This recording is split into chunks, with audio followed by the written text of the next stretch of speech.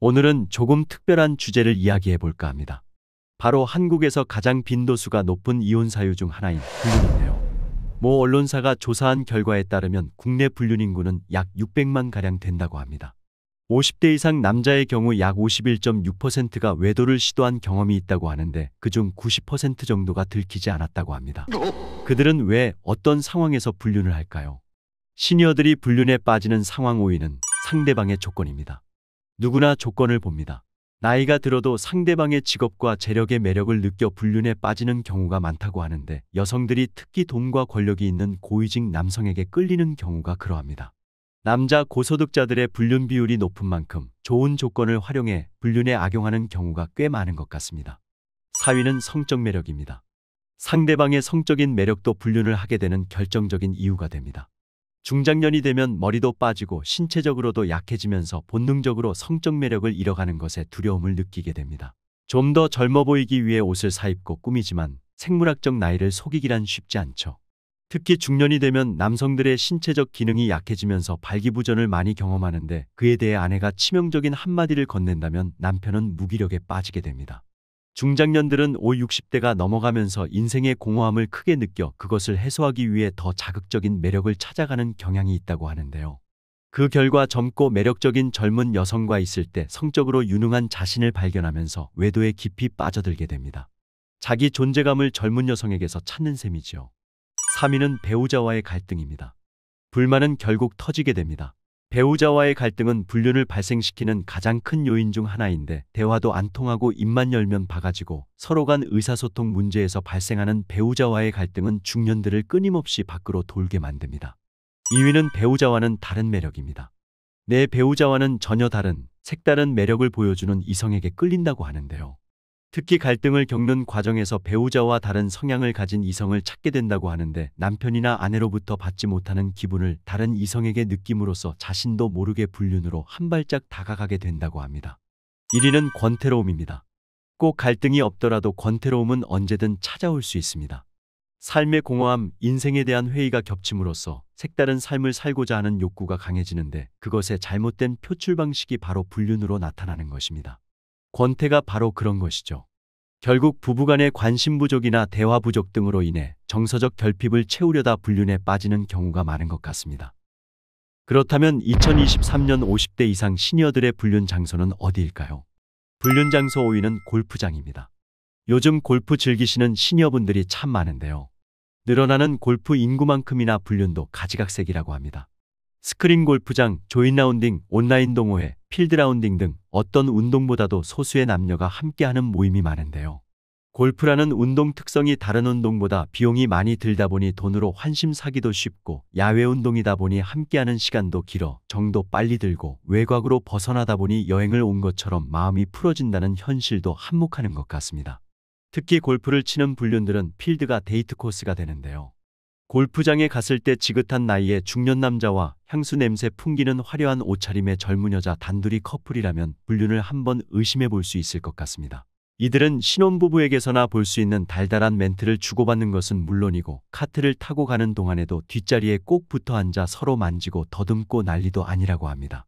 특정 골프장은 이미 불륜인 커플들이 많이 애용하는데 교외 한적한 곳에 위치하여 맛집이나 드라이브 코스, 무인텔 등을 풀코스로 이용한다고 합니다. 2023년 불륜 장소 4위는 동네 중고거래 플랫폼입니다.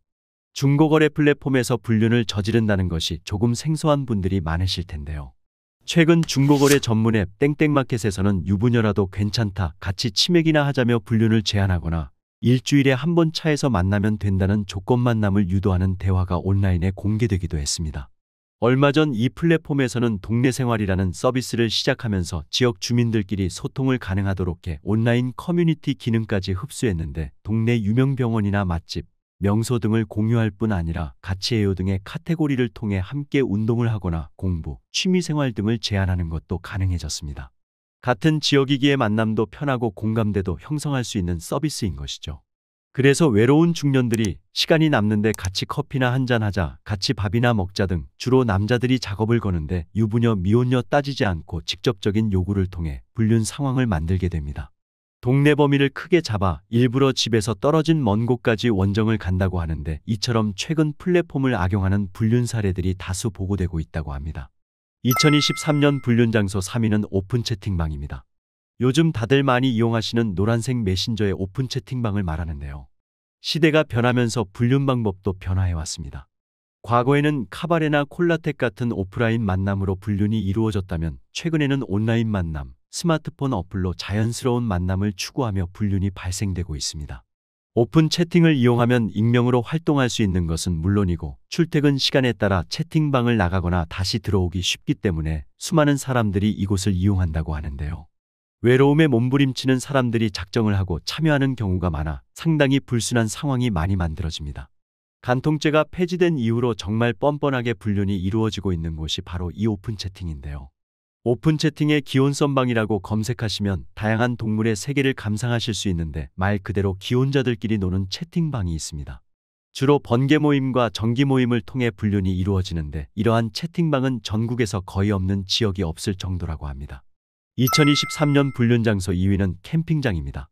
예전 한 TV 프로그램에서 남편의 차박 캠핑장 불륜에 대한 사례가 나와서 많은 분들의 분노를 유발했던 사건이 있었습니다.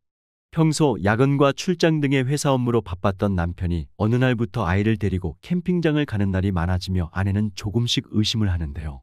친구와 함께 캠핑을 하러 간다던 남편은 알고 보니 캠핑장 내에서 불륜녀와 함께 좋은 시간을 보내고 있었던 것이죠.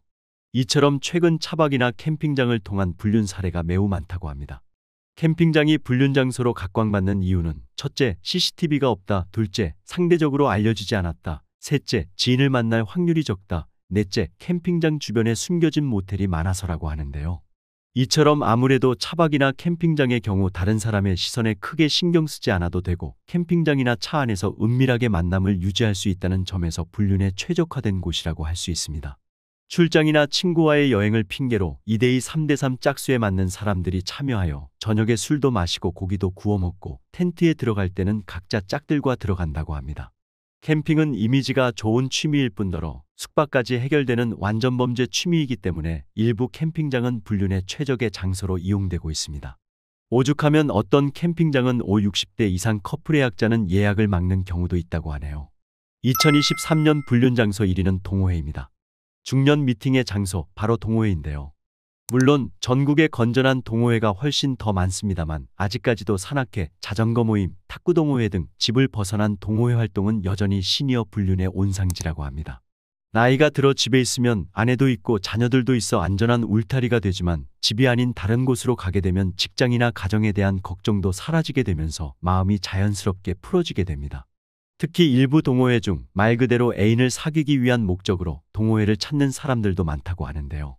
요즘 일부 등산 동호회 카페 중에는 유부녀, 유부남이 만나는 산악회라는 이름으로 모임을 진행하는 곳도 있고, 이러한 모임에서는 회원들끼리 들키지 않고 불륜을 저지르는 방법들을 공유하기도 합니다.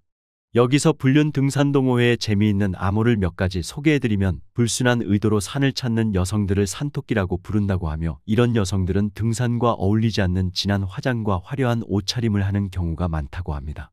이런 불순한 목적으로 산에 온 여성들을 만나러 온 남성들을 산토끼 사냥꾼이라고 부르는데요. 사냥꾼들은 산에 온 여성에게 사진을 찍어주겠다, 힘드니 손을 잡아주겠다, 이 식물 이름 아느냐며 접근한다고 합니다. 이렇게 불륜을 목적으로 산에 온 남자들과 여자들 모두 2~3명씩 몰려다니며 상대방을 탐색하고, 그러다가 서로 마음에 맞는 짝을 찾으면 서로의 목적이 달성되었기 때문에 산 정상까지 올라가지 않고 중간에 하산한다고 합니다. 여기서 한 가지 재밌는 사실은, 애인을 찾기 위해 불순한 목적으로 등산을 하는 남성들의 경우 한쪽 바지를 걷고 있으면 아직 짝을 못 만났다는 의미라고 하네요.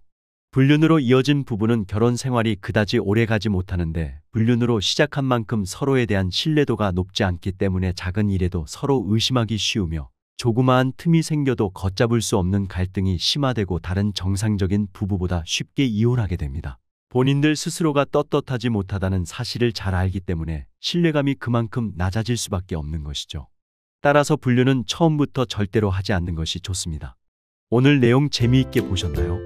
재미있게 보셨다면 주변 지인분들께도 오늘 영상 많이 공유해 주시고요. 저는 다음 시간에 시니어분들께 더욱더 도움되는 정보로 다시 찾아오겠습니다. 오늘도 끝까지 시청해 주셔서 감사합니다.